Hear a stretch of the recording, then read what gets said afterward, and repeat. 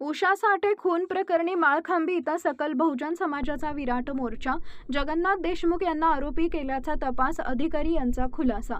चौडेश्वरवाडी तालुका माळशिरस इथं उषा विजय साठे यांचा खून करण्यात आला आहे। त्या खून प्रकरणाच्या अनुषंगाने त्यांची सासरवाडी असलेल्या माळखांबी गावामध्ये सकल बहुजन समाजाच्या वतीनं पीडित महिलेचे पती विजय साठे यांच्या प्रमुख उपस्थितीत आणि महाराष्ट्र विकास सेना पार्टीचे राष्ट्रीय अध्यक्ष तथा पक्षप्रमुख किरण साठे यांच्या नेतृत्वाखाली विराट मोर्चा काढण्यात आला। मोर्चा पीडित महिला कैलासवासी उषा साठे यांच्या घरापासून सुरू करून गावातील पेठेमधून ग्रामपंचायत समोर आला। त्यानंतर मोर्चाचे सभेमध्ये रूपांतर झाले। अनेक मान्यवरांनी आक्रमकपणे भावना व्यक्त केल्या।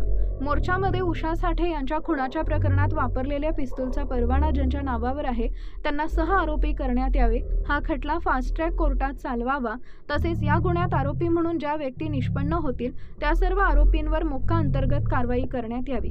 या गुन्ह्यात आरोपी म्हणून निष्पन्न होणाऱ्या सर्वांना फाशीची शिक्षा देण्यात यावी अशा मागण्या करण्यात आल्या। मोर्चामध्ये माळशिरस तालुक्यातील सकल बहुजन समाज मोठ्या संख्येने उपस्थित होता। यामध्ये महिलांचा सहभाग मोठ्या प्रमाणात दिसून आला। मोर्चामध्ये सर्व बहुजन समाजाच्या संघटनांनी सहभाग घेतला। मोर्चाचं निवेदन विजय सुदाम साठे, विलास सुदाम साठे, बबन सुदाम साठे, आरती विजय पाटोळे, जिजाबाई जालिंदर खंडागळे, लता पाटोळे, छाया बबन साठे, गोपीनाथ सुदाम साठे, अश्विनी परशु हेगडे, विशाल बबन साठे, सहाय्यक पोलीस निरीक्षक श्री साळुंखे यांना दिले। मोर्चा दरम्यान चालू भाषणात किरण साठे यांनी थेट उपविभागीय पोलीस अधिकारी संतोष वाळके यांना फोन लावून सकल बहुजन समाज यांच्या वतीनं दिलेल्या निवेदनावर काय कारवाई केली आहे त्याची माहिती द्या असं सांगितले। त्यानंतर श्री वाळके यांनी पिस्तूल ज्यांच्या नावावर आहे त्या जगन्नाथ देशमुख यांना आरोपी केला असल्याचं स्पीकरवर सांगितले।